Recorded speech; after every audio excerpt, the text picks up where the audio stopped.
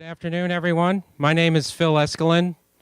I'm the executive director here at the Korea Economic Institute of America. We're very glad to see all of you. We're in for a treat this afternoon, where we're going to discuss President Obama's recent trip to Asia, particularly focusing on his stops in Korea and Japan. We have a great panel for you all this afternoon. So, and we have a great moderator here, David Sanger from the New York Times. So without further ado, I'll turn it over to David. Thanks very much. Thank all of you for coming. Thanks to our panel for being here. And let me just introduce the panel very briefly, and then we will go right into a discussion. This is part of our new tradition of starting a review of trips while the trip is still underway. No reason to let grass grow under our feet.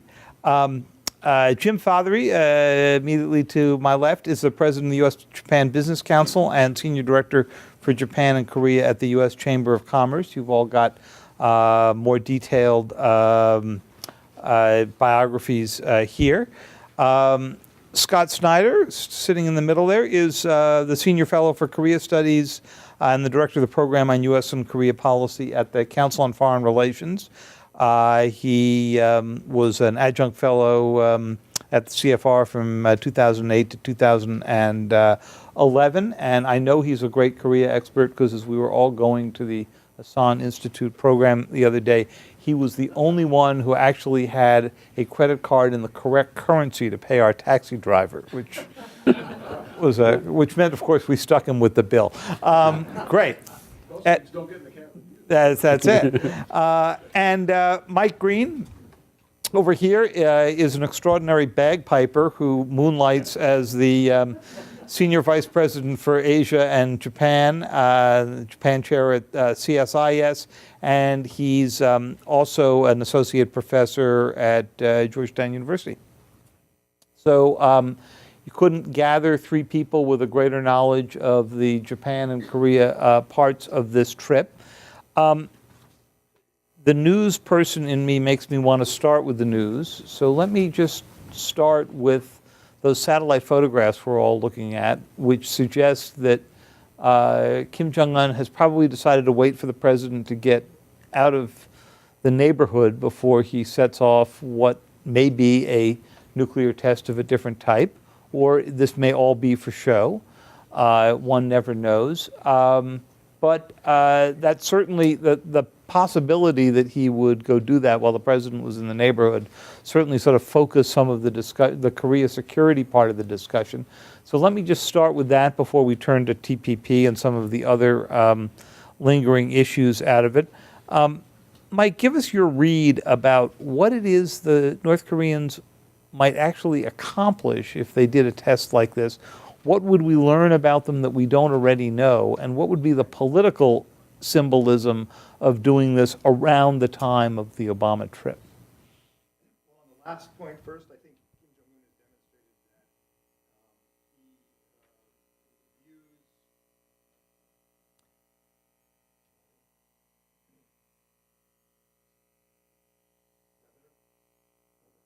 Hold it down. I think should turn green. Better? It's green. Can I turn it off now? So instead of answering the question, he's going to play bagpipes for us. Right. And, yeah. Kim Jong-un wields his nuclear and ballistic missile and other weapons with a kind of childlike irresponsibility. That's what this shows. But aside from that, I do not think the nuclear test that may be coming is primarily about getting the attention of the United States or seeking better concessions in the six-party talks. It's not at all tactical in that sense. It is a logical next step if you believe, as I do, that this is a weapons development program, that the through line here, the purpose is to have nuclear weapons capable of striking not only Japan, but the U.S. eventually, which means miniaturizing them and increasing the yield. And so what I would be interested in trying to find out and I'm sure I'll find it in the New York Times first, if there is another test, was it plutonium or uranium? Probably it would be, if uranium, the first. That's bad because public estimates are that the DPRK has enough uranium in their country to be able to produce about a crit of bombs worth a year if they're spinning centrifuges. If it's plutonium, the question is how big is the yield? And is it something closer to the roughly 15 kilotons that Hiroshima was? In other words, would it be big enough? And what we could learn about how well they miniaturize the weapons to be able to put them on warheads. I think Which is much harder to demonstrate to the rest of the world that you've actually we know a bit about it, but you can learn a lot about this from the yield as well. And I think the next step for the North Koreans is to try to be able to mount them on Nodong, to hit Japan, Guam possibly, and then Musadong, Tepodong series, aimed more towards the west coast of the United States. My view is that's much, much further down the road. But the Japan, Guam targeting may not be so far away, depending on what they're able to do.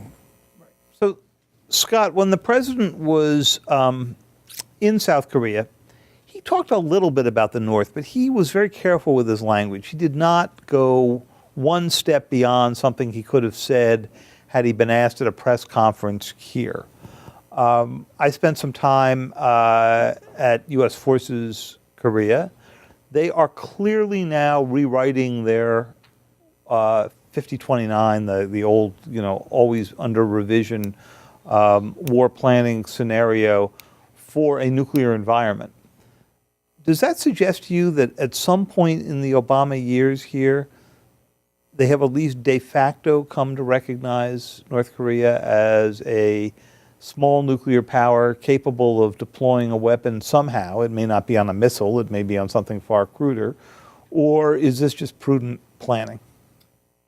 Well, it is, I think various parts of the government have acknowledged the fact that DPRK has a nuclear capability. It's hard when North Korea is testing to deny that they have a capability. Whether or not that's the reason why Kim Jong-un wants to keep testing or not, I don't know. And I think that it is indicative of the fact that they've demonstrated a level of capability that planning has been going on in order to be able to respond to that prospect. The other area where I think it's clearly had impact is on the OPCON transfer delay decision, where you do have a development related to North Korean capabilities. For those of us who don't know, the current, this is command at a moment of crisis, was supposed to switch back, it was delayed once, supposed to switch back at the end of 2015. That's correct. To the South Korean forces. They've now asked for another extension of somewhat indeterminate length at this point. That's right. And so President Obama indicated that there would be a discussion about delaying any change in the command arrangements that would essentially put the South Koreans in the lead. And I think that decision, at least in part, is justified by the fact that North Korea is showing a capability that when this whole discussion of changing the command arrangements first began, really it was not part of the picture in terms of North Korean capability. Okay. Jim, let me ask you to open up the aperture a little bit about what we thought this trip was all about at the beginning, which was to focus on TPP, Trans-Pacific Partnership, but also to make use of our security commitments to both Korea and to Japan, but largely to Japan, where the hardest trade issues have been right now, and hope that that leverage would get Prime Minister Abe, among others, to be a little more flexible in the world of negotiating the market openings that would be necessary for a successful TPP. It's always a very delicate balance to be doing the move between security and economic. And some days we see relationships that our partners do not. Was this successful for him in that regard?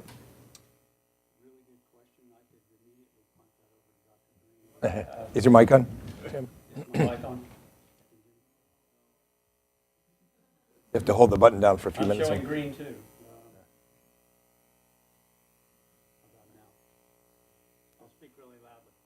I think, in part, I think a couple of points. First of all, I think a lot of the reporting about the TPP aspects of the trip have indicated that it was not successful because there wasn't agreement with Japan. I would beg to differ in the sense that I don't think that they had expectations realistically of getting agreement with Japan during the trip. Not to pat myself on the back, but I predicted as much, and you can look in Reuters or a couple of other places. 2 weeks ago, I said, I think they'll come out of this meeting with an artful statement that indicates that significant progress was made and they're moving forward, which is essentially where we are. To the second, Some would argue about how artful it was. yeah, But that's well, we another can yeah. argue that, but they were doing it late at night, and Right. art suffers when you're that tired. But I think what they came away with was an agreement of some important concepts and principles that they didn't have before, from what I understand. And that indicates to me that it was very significant to have the President and the Prime Minister engaged in the way that they were during that 72 or 48-hour period, to focus people's minds and to get the priorities straight. And I think they both came out of that indicating that they remain committed to it. It actually built on momentum that they established in The Hague in late March, where they committed their negotiating teams to accelerate the domestic process. So I never thought that they were going to come to a concrete agreement in Tokyo. I think others expected that, but I don't think that that's where they actually were. And since there is no fast-track authority for the president right now, even if they had been able to come to an agreement, and with you, I didn't think that was possible at that time, but even if they had been, who in their right mind would have actually announced such an agreement until you actually have the fast-track authority in hand? I mean, just as a question of sequencing, making this actually happen, you wouldn't want to do it, would you? Again, that's a good question. Someone, I can't actually remember who it was, who said, you can't ever predict what any given Congress is going to do. So if you forestall moving forward on TPP now in the anticipation or the expectation that the next Congress is going to be any better on trade issues, there's no guarantee of that. What we have said, and I think the position that the administration put themselves in some regards, but it's just there, it's difficult in this environment to negotiate TPA in the abstract. So they're going at it a different way, which is to get the TPP agreement first, and then they say TPA will follow. I actually, at this point, don't disagree with that, Mike. I disagree with it. You might, and I knew you would. But I think they were where they were.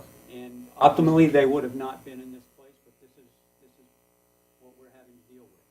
I think that said, Japan can do more to accelerate the TPA consideration by doing a strong deal than anything at this point in time. Well, I mean, right now in 2014, I think the administration's right. They're not going to get TPA in the abstract without some concrete TPP agreement to nudge their own caucus forward, because we're now in the death spiral of the midterm elections, and nobody wants to run on free trade in the Democratic caucus, except for a small handful of free traders from the West Coast. So, yeah, you can't fault their logic for 2014. Where I would fault them is they should have been laying the groundwork with the Congress much more seriously for Trade Promotion Authority a year or two ago. We have never negotiated a free trade agreement successfully. In other words, convinced the other side to do it without Trade Promotion Authority in place from the Congress demonstrating we could deliver. There's one exception, which is a free trade agreement with Jordan, which Clinton negotiated without Trade Promotion Authority, fast track. It failed, and then after 9/11, President Bush said, they're in the front line, guys, help me out, and he had to get on the phone with a lot of members of Congress. That's the only exception. So what they're trying to do defies And all the logic. Jordan trade with the United States as a percentage of... It's comparable to your Amazon.com bill. I mean, I don't know. It's so it made perfect sense for the administration's Congress strategy right now, given where they are. But I didn't think they were going to be able to seal this, because in Japan, the political view is, why should we take the hit if we're not sure you can deliver? Now, a lot of that is Japanese opponents using this, but that's the politics of it. In terms of the actual trade negotiations, it's a non-issue. We're talking about beef, pork, rice to some extent, autos. TPA is not the issue, but politically, to get the Abe government to say yes, I think was not going to happen without TPA. That can happen after the midterms. This isn't dead yet, but they came away empty-handed because, in part, the Japanese also have, the LDP is starting to push back. There's a lot more problems on the Japanese side, too. I think there's plenty of blame to go around. But at least part of the reason is that I don't think the administration laid the groundwork with the Congress. And 2014 is too late, too close to the midterm. So, Mike, while we're on the Japan part of the trip, a day before the president arrived, I think 147 members of the Diet and 2 members of Abe's cabinet. And Justin Bieber. All showed up at the Yasukuni Shrine. Right. And 20 years ago, when we were younger folks running around Japan, politicians would show up in groups of 5 or 6, maybe, and some days it would make noise, some days it would be ignored. You can't ignore that many members of the Diet. Clearly, the timing seemed to be linked to the president's arrival, as well, to have that big a group. Tell us what the messaging was there and how that would affect, if at all, the administration's somewhat difficult relationship with Abe. First of all, springtime is a normal period to go worship at the shrine, and it was politically, it was when he's there or before he goes is sort of what it comes, or right after. But it's not. This is one of the periods when people go to pay respects to their uncles, grandfathers who died in the war. And by the way, it's not just conservative politicians. Many liberal political commentators, you and I know very well, go to Yasukuni Shrine because they lost an uncle or a father or a grandfather in the war. But for these members, many of them, it was political and it was ideological. And I think it's no secret the administration was unhappy that the prime minister went when he went in December. But I don't get the sense that it had a significant impact on the trip. There are reports in the Japanese press that the prime minister and his team were frustrated that there was no quality time with the president. It was all transactional policy or ceremonial things, and they wanted some time like Xi Jinping got in Sunnylands, roll up the sleeves and become friends, although in reality in Sunnylands it was roll up the sleeves and yell at each other. Yeah. But the Japanese side wanted some quality time. They didn't get it. That's what the sushi dinner was supposed to be like. Yeah, but apparently, I don't know. From everything I hear, it was all business from the moment they sat down. That's what it sounds like. And most of the diplomats I talk to, when they compare President Obama with Bush and Clinton, say he's a lawyer. He's transactionally, he goes through the deals, whereas Clinton and Bush are kind of, governors and slap on the back types. But in answer to your specific question, I don't get the sense it seriously affected the summit or the outcome in and of itself. And he did, the joint press conference, there was one other thing the president did that I thought he worded a little more strongly than I had expected, and I wanted to hear you on this and then also hear Scott on it. So in relation to describing the islands issues and the islands disputes, he said Japan administers the islands. We don't take a position, of course, on the ultimate ownership. It's got to be peacefully solved, so forth and so on. But because Japan administers the islands, if I heard him correctly, he said it would be an Article 5 issue if the islands were taken by force, which was his way of signaling the United States wouldn't have a choice, but would be required to come to Japan's aid, if I heard him right, if they thought that the islands were being taken by force. First of all, did we hear that right? Was there a loophole in the way he worded it? And secondly, was it notable that he said this on Japanese soil? Well, technically, in our security treaties, Article 5, the mutual defense element, there's a basically an escape clause. I mean, nothing's automatic. But what he said was that the security treaty, Article 5, Defense of Japan Clause of the 1960 Security Treaty, applies to these islands because the treaty says it applies to islands administered by Japan, and we have, as a matter of policy, stated for decades these are administered by Japan. So by saying this, he also said the U.S. opposes unilateral coercion to change the status quo. So by saying Article 5 applies and then we oppose unilateral coercion, the president was not saying anything new. These are statements that in various ways Clinton, Bush, and Obama administration senior officials have said. What's different is that the president said it. And I'll be honest, I was surprised. I didn't think he would. And so the question is, why did he? The Chinese are very unhappy. It's not new policy, but the fact the president said it is big news. More deniable when anybody other than the president says it, because you can always say that doesn't necessarily represent the full breadth of. So this formula, Article 5, and we oppose coercion, informally in the foreign ministry is known as the Clinton formula. And that's, at the end of the day, why I think he had to say it, because I think there's doubt in Tokyo about whether or not everybody in this second term has read the playbook and gets it. And because the narrative, both private and public, coming out of other officials, I think Secretary Hagel's been more consistent, but frankly, Susan Rice and the Vice President and John Kerry have been kind of all over the map in how they've described the situation. I think it put more pressure on the president to say authoritatively, don't worry, this so-called Clinton formula is U.S. policy, and you're hearing it from the top. But it surprised the Chinese. They're very unhappy about it. The Japanese, I think, are generally satisfied. It is U.S. policy. I think he got into this situation, though, because the signals up to this point have been inconsistent. And the new model of great power relations formula with Xi Jinping sent one signal of doubt.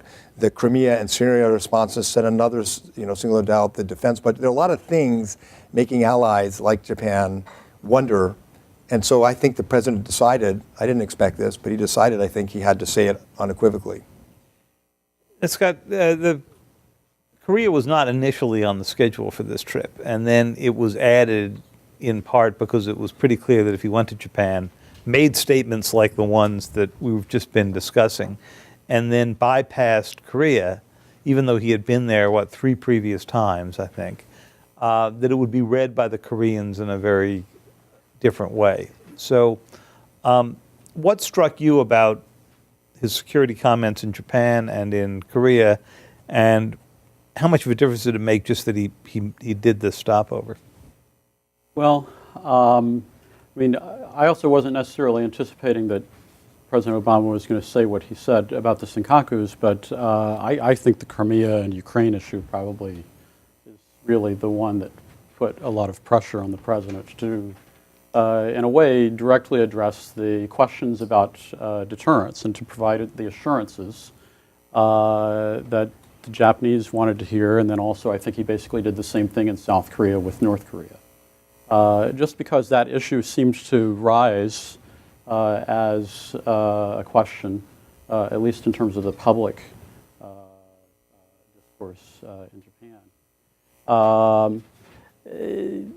The other challenge with the Korea part of the visit was that even though it finally got onto the itinerary, it was also overshadowed by this terrible tragedy with the sinking of the ferry. And I think it was really remarkable that he spent so much time and effort to show sympathy and basically to provide Park Geun-hye with a kind of lifeline politically, investing in her essentially as part of that part of the stop. And so it raises questions for me about, well, what is this going to look like later on in terms of the interaction between Park and Obama at later stages? I think it'll be interesting to see how that plays out. But you think that will likely pay off for him? It depends on, I think, the way that the issue is going to be framed. I think the other thing that's important is that the Hague Trilateral really set up the Korea and Japan portions of the trip and enabled the possibility for him to basically go to Japan and South Korea without being plagued by questions about the Japan-Korea relationship constantly. Right. And it does seem like there is a process bilaterally between Japan and South Korea now to address the comfort women issue in particular that is an important kind of new start given the fact that Abe and Park had not been able to meet with each other for over a year. So I do think that's an accomplishment. Even though on the bilateral side between Korea and Japan, it may turn out to be hard won, and it's not clear whether that's sustainable yet either. Well, Jim, that takes us to you because for all the other complexities of negotiating out the economic relationship, one of the hardest issues has been the fact that the South Koreans and the Japanese are having a very hard time talking to each other while we're trying to deal with both of them. How has that played out in the region economically, if at all, and in particularly as everybody's been going through the TPP process, as they've been going through trying to build up renewed relations with Washington as well. Well, I think, excuse me, a couple of notable things about the president's visit to Seoul in the context of the tragedy. I think he still was able to focus on economic issues. He talked about the importance of course implementation, both as a matter of principle, but I think also as a forward-looking exercise in getting Korea ready to participate in the TPP agreement. I think despite all the fractiousness among the upper-level politicians on foreign policy and history issues, between Japan and Korea, trade has continued. I mean, there's a very competitive dynamic between a lot of Korean companies and Japanese companies in autos and electronics and so forth. But trade has continued, and I don't think it's been disrupted to the same extent that there have been these episodes with China where there's been a backlash against Japan for various things, where they've had boycotts that probably were organized in some fashion. But I don't think you've seen that in Korea. I think Like the rare earth metals. Yeah, I think all the stuff with Japan and Korea, the commercial relations continue apace, and as I said, I think they're competing. Japan actually welcomed Korea's aspirations to join the TPP. Cynics would say that they did it because it would help slow down the TPP negotiations, but I think it's also a part of the dynamic where they're all recognizing that it's important to get strong rules and protections on things like IP that are in the interest of American, Korean, and Japanese companies as there's competition with China going forward. Mike, the president doesn't know President Park very well, so that was an important meeting in that regard. And while he's begun to get to know Prime Minister Abe, it's not always been an easy relationship by a long run. When you consider that back to the kind of relationships that you were dealing with when you were in the Bush White House, where obviously you had the president had a very tight relationship for a while with the Japanese Prime Minister, and then with President Lee ended up with a fairly tight relationship on the security front. Tell us how much harder, if at all, this is for President Obama than you think it was for President Bush in the latter years of his presidency. You mean the individual relationship building with the leaders? Well, I mean, the American president, if he gets 2 terms, often goes to trips in Asia knowing the other leaders better, or certainly having known them longer than they know each other. And case in point, President Obama gets along better with both Park and Abe than they get along with each other. That's pretty clear. And he gets along better with Abe. Not a very high bar. No, it's a low bar. He gets along better with Xi than Abe does, certainly. And, maybe even better than Xi and Park do with each other in some ways. Who knows? But I think longevity and being president, especially when you have parliamentary systems like Japan with frequent turnover, or one-term presidents like Korea, a 2-term American president gets a lot of experience, and that can help. Ideology matters. I think one reason that Bush and Koizumi were so tight, Reagan and Nakasone, Eisenhower and Kishi, was ideology. I mean, they had a sort of common view of good and evil and free trade and how the world works that resonated. With the Australians, for example, the Democratic Party here and the Republican Party here have very close ties to the Liberal Party and Labour Party, respectively. And there's a little bit of that with the Japanese and Koreans, although it tends to be more through civil society and think tanks and NGOs, that in Washington, Seoul, and Tokyo, Canberra, there are these ideological factors do come into play a bit. And Abe's center-right, some would say far-right, I think center-right is more accurate, and I think President Obama's left, center-left, middle, close to the center, but they're clearly not in the same ideological space. That may be a factor. I think it's a factor with Tony Abbott in Australia and President Obama, and one reason why Bush and Howard got on well. So that's a factor. And then the president's own transactional sort of style. I don't know if anyone's ever done a Myers-Briggs, but I would guess that Clinton and Bush were ENTP, and this president's probably an INTP, meaning he's not quite the same extrovert that his predecessors were. On the other hand, more than Bush and more than Clinton, there's just a much broader sense in Asia they want more of the U.S. And it's not necessarily that President Obama is more lovable, it's that China's more frightening. And all the polling brings that out. We just did a survey of strategic thinkers in Asia, and it comes out very clearly that Japan, Korea especially, but the entire region just wants more of the United States. Trade, security, diplomacy, exchange students, not to contain China, but just so they can feel a little more comfortable. The ironic thing, if I could say one last thing, for the president on this trip was, this was a rescheduling of the October trip last year, which would have been primarily about APEC and the East Asia Summit. It would have been about regional cooperation, trade, and economics. So this rescheduled trip looks very military because you don't have all of the economic stuff that would have happened had he come for APEC and EAS, and you don't have a bilateral meeting with Xi Jinping on the margins of these. So the fact that he rescheduled has changed the context.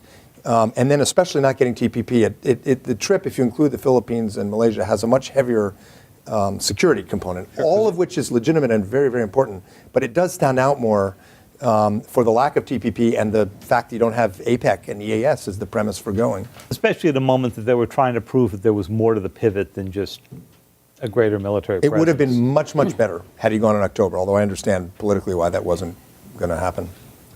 Scott, let me take you back for a moment to the North Korea-related issues we've got. So there's almost a reflexive sensibility among the Chinese that what we need to do is get back to six-party talks.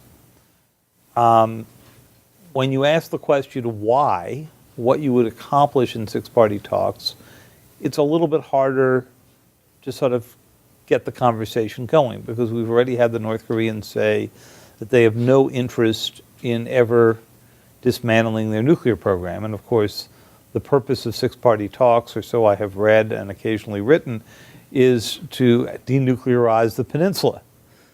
So is there a rationale for restarting these talks if one party has said from the beginning, the one thing we have no intention of ever doing is the goal of these talks? At this stage, no, I don't think that they're going to accomplish that much. It's pretty clear that the Chinese, I think, definition of what they want to accomplish is basically a conflict management and freeze. They want to make sure, as long as everybody is talking, they can be assured that there's not going to be escalation militarily between the U.S. and DPRK. I think the challenge that the Chinese have is they come to the U.S. and they hear, well, denuclearization has to be on the agenda. They go to North Korea, and I mean, it's already in the Constitution. It's already basically been put before the party that the strategic objective of North Korea, along with economic improvement, is nuclear development.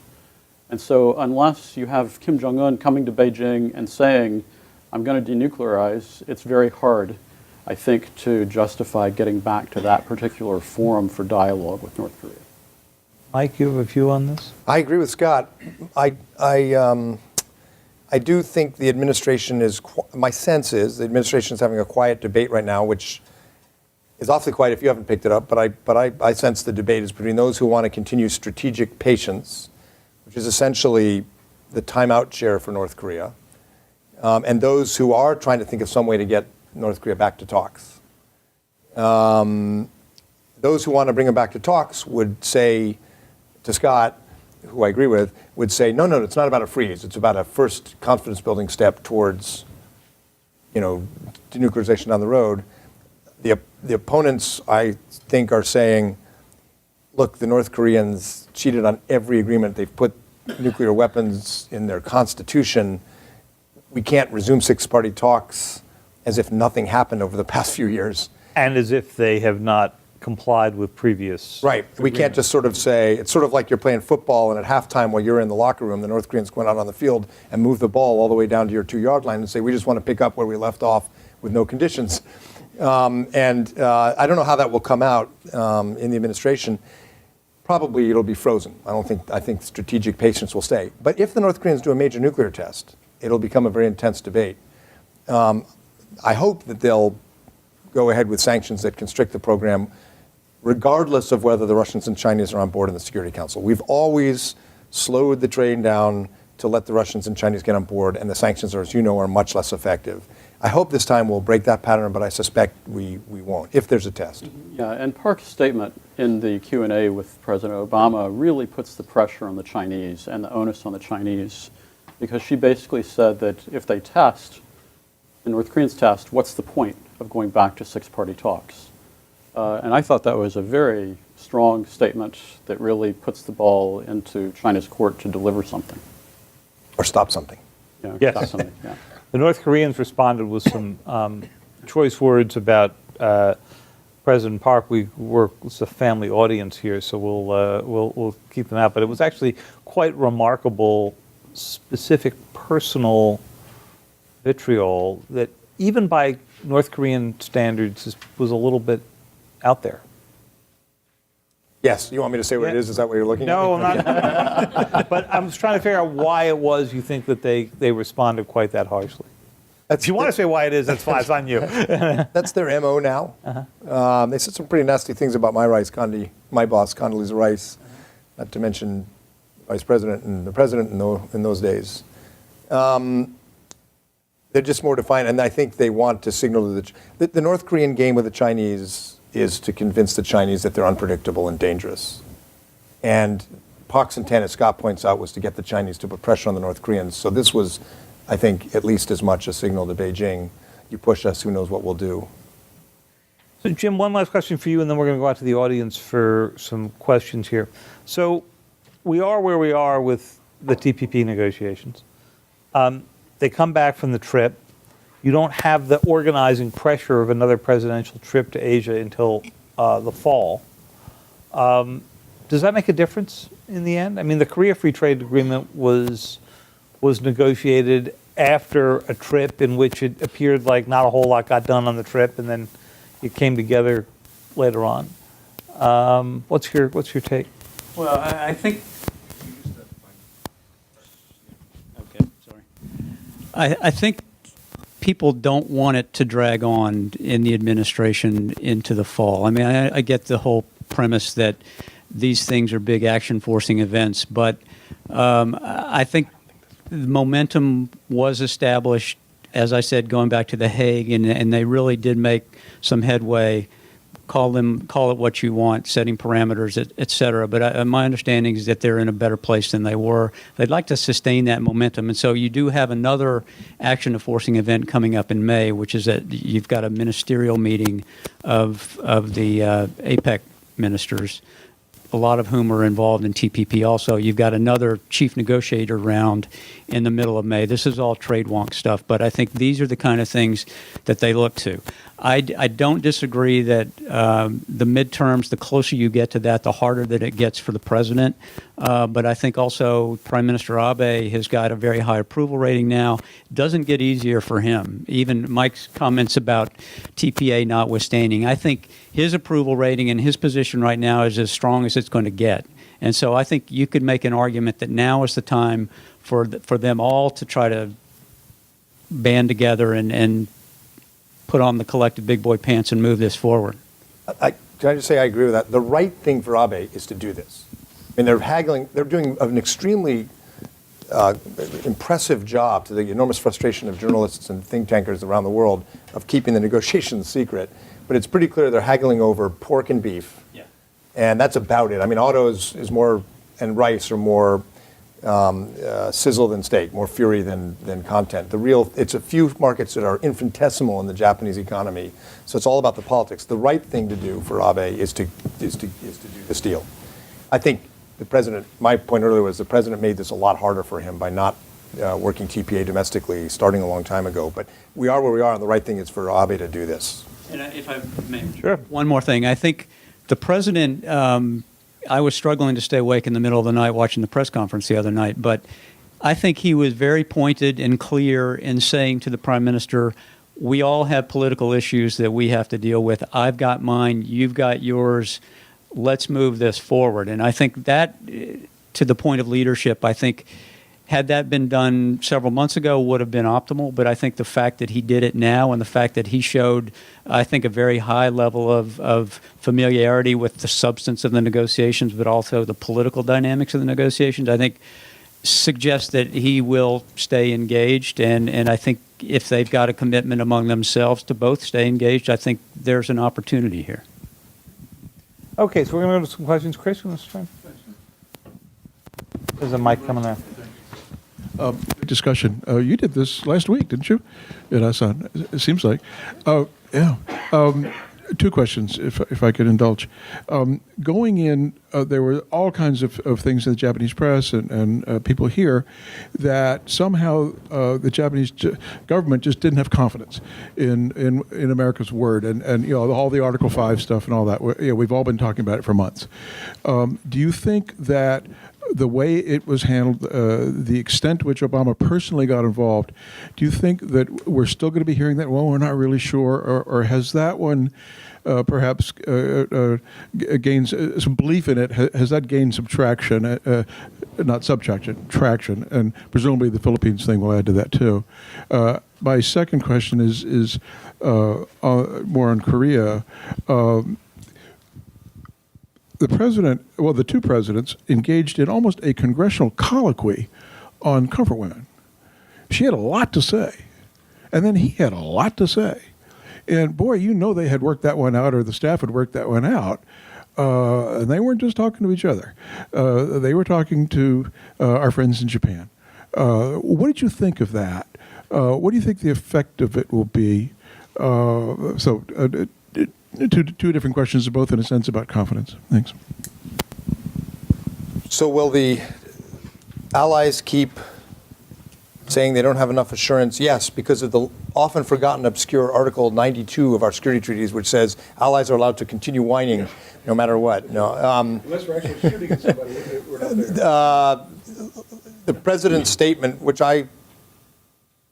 was robust and more than I expected, but I think was the right thing to do, was pretty powerful, but there will be a lot of indicators that our allies and partners will look at, including the size of our defense budget, our willingness to do joint planning.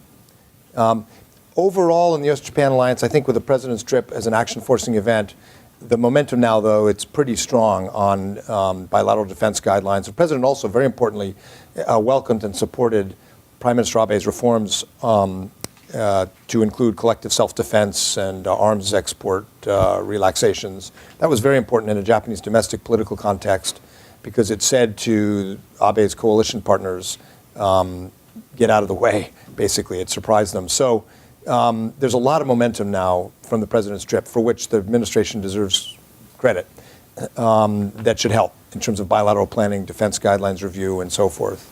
But, you know, when China's breathing down your neck like that and you're Japan or the Philippines, you're never going to be entirely sure, I suspect. I forgot the other. Oh, comfort women. Yeah, that was, I don't know whether the president warned Prime Minister Abe, but that was a lot more than I'm sure the Japanese government expected. The two countries, Japan and Korea, now have Assistant Secretary, Director General level talks on this. I'm encouraged by that. I think it's going to be hard to get to yes, to be honest. I think the problem for the Korean side is the NGOs around the comfort women, many of them are holding the ROK government and the Blue House to a level that the Japanese will never be able to meet, even the most liberal Japanese cabinet. And that's one problem. And the other is that many in the current Japanese government are, you know, the Prime Minister has been clear he's going to keep Japan's commitment under the Kono statement and the Murayama statement. But politically, that's about as far as a lot of them want to go. So you have two positions that are pretty tough. The fact they're talking is good, and it will take some creative work on both sides. I do not think it will work if President Park holds out a resolution of this issue as a precondition for a bilateral summit. I think there's going to have to be progress, a summit, more progress. I mean, I think the process is going to have to be iterative. Both sides are going to have to be creative. But the fact they're talking moving forward is good, and that also is to the credit of the administration. I thought the Hague trial, as Scott said, was important. I'm sorry. Hi. I think Scott wanted. I'll just say just a couple of additional comments. One, you know, assurances are only as good as the time between your last visit and the promise of the next visit. So I think we're going to have to continue to do this assurance thing. And the real challenge, I think, for President Obama is the next visit is to China and Myanmar and not to our allies. So it'll be interesting to see how that plays. And then on the comfort women, I'll just say I think that the U.S. is now in the business of putting up guardrails for the Korea-Japan relationship to try to prevent either side from careening off of the main road. Troy Saron with the Korea Economic Institute. We have people watching live today, and so we wanted to pass along a question from Twitter from one of our live viewers, at Terry_64. And so, Jim, this would Great be... thing about Twitter questions is at least you know they'll be short. Do I have to answer in 140 characters? You do. If you can. So the question is how would you evaluate the visit to Japan in terms of trade, and what would be the reaction from Korea on TPP? And then just real quick myself, since Scott opened the door, Mike, you had written the op-ed that the president should, or one of the co-authors, that he should go to South Korea on this trip. Given that China is intimately tied to all these issues, should he, despite the issues of timing and everything, try to go to Beijing as well? On the outcome on trade on TPP, I think there is a opportunity through continued senior level presidential prime ministerial leadership to get a strong agreement that is consistent with the TPP, but they have to be willing to exert some political will, and they have to be willing to make some hard decisions to liberalize things like agriculture, to liberalize things like textiles, apparel, and sugar. And President Obama alluded to that. I think it remains to be seen if they can follow through on that, but I think it's absolutely essential that they do. If the U.S. and Japan, as the two largest economies in TPP, can make the tough decisions, it will then begin to unlock a lot of the things that we actually are working closely with Japan on, like strong protections and rules for intellectual property, investment, the state-owned enterprise, competition rules, e-commerce. Those are where we're all aligned with Japan. That's the future for the U.S. and Japanese economies, and not this stuff about the 18th or 19th century issues. No. In fact, Victor and Richard Armitage and I said he didn't need to go to China because he's going in 6 months. Well, let's just say now he really needs to go. But I think that will check the box. Okay. Oh, sorry. And then on the Korea side of the question? I think the president welcomed their expression of interest. I think he alluded to the need to solve the chorus implementation issues, and I think clearly at this stage of the TPP negotiations, Korea is not going to be able to enter the negotiations as kind of uncertain as they are, but I think that would completely derail things. So I think at the appropriate time, going down the road, resolving the chorus issues, and then getting everything else in place in TPP, I think Korea will be welcomed into the TPP.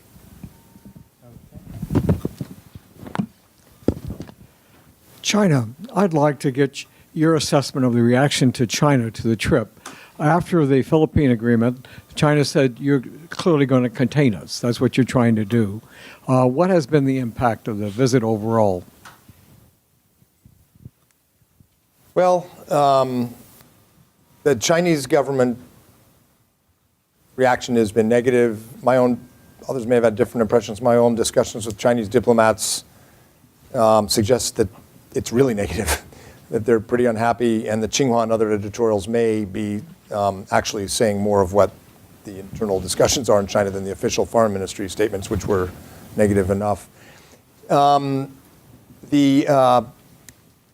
containment comparison is just wrong. We traded never close to 1% of all trade with the Soviets during the Cold War. China is rapidly approaching 15% of all trade, probably will go up above that. I used to tell people when I was in the NSC, I think it's still true, that our seventh largest trading partner, China's seventh largest trading partner is Walmart. So that's not what containment looks like. What the U.S. did with the Philippines and Japan, which would have been on the agenda had the president gone in October, it just would have been couched in a lot of economic stuff. But what we've done is basically signaled that coercive tools to try to change the facts on the ground, which the Chinese did with the Philippines and Scarborough Shoals and are trying to do again with the Philippines and are trying to do with Japan and the Senkakus and with the Indians in the Himalayas, that and from the perspective of U.S. national interests, that's not acceptable. That's not containment. That's guardrails, to use Scott's phrase. But it's going to be a hard slog for the administration working this through with our Chinese friends to convince them that's not the case.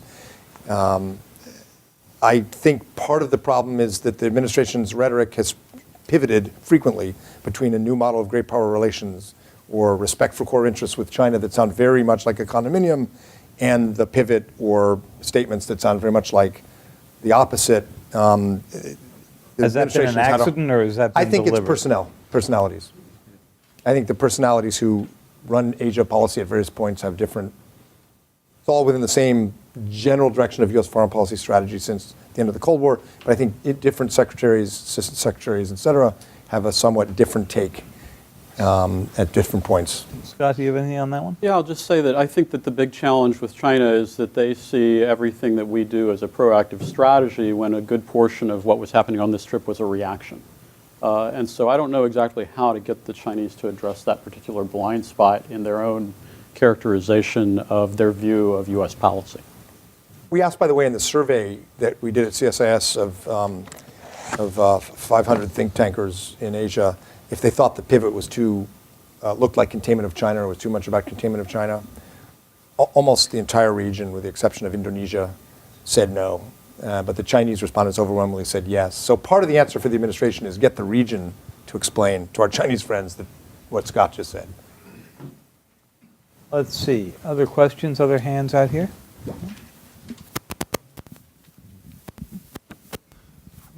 My question takes off from Mike's comments about President Obama endorsing Prime Minister Abe's program to increase Japanese defense capabilities and roles, collective self-defense, etc. Has there been any noticeable reaction to his endorsement of Abe's program in South Korea? Because South Koreans, including South Korean government officials, have in the past stated strong opposition to all of these. Can South Korea accept this kind of program if Abe is able to move forward with it?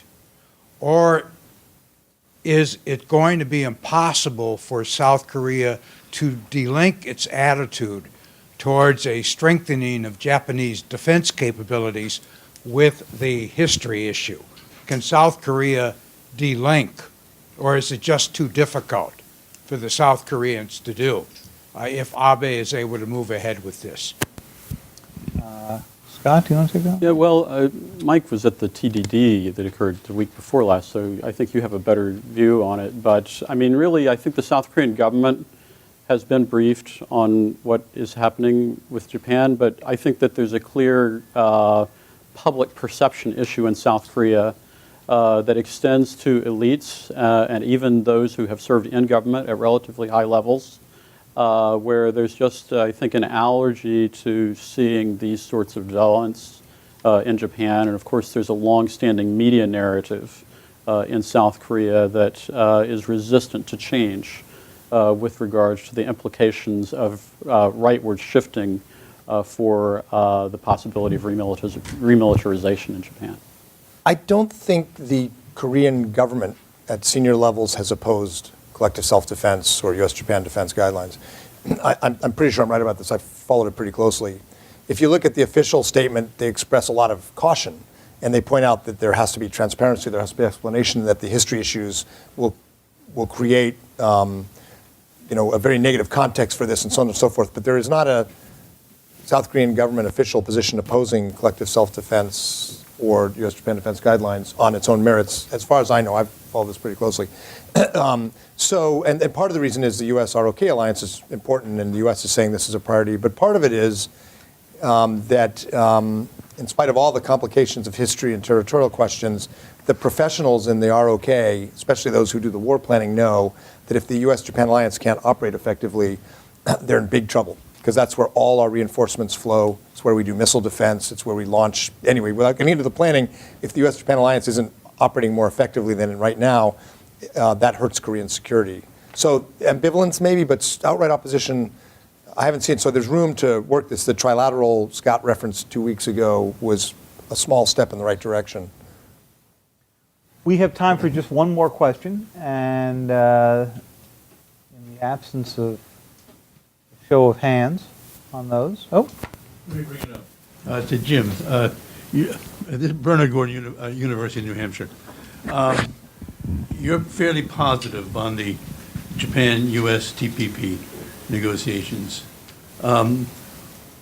What, I mean, I think I share that view, but what is likely, if anything, to push it over the line for this coming year, maybe through 12-14, or what, if anything?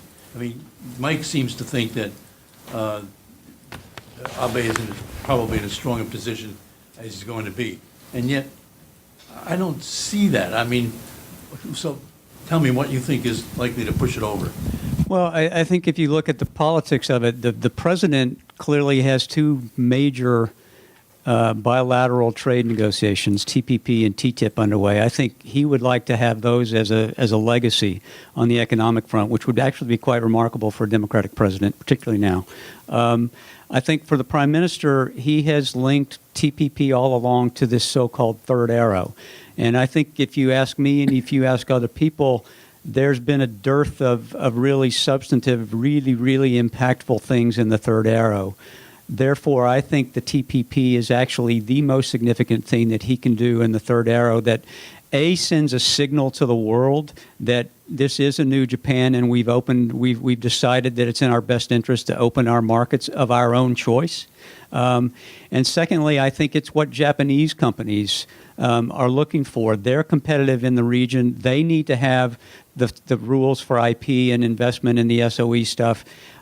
Also, the trade-offs here are that if Japan protects its agricultural market, they're not going to get from the TPP economies what Japanese industrial companies need in the elimination of industrial goods tariffs. So there are some trade-offs there that I think some members of the LDP haven't quite played out, but I think we're trying to encourage them to think more broadly and long-term about this and what's in Japan's longest-term interest, and it's clearly not defined by the protection of 5 agricultural commodity sectors.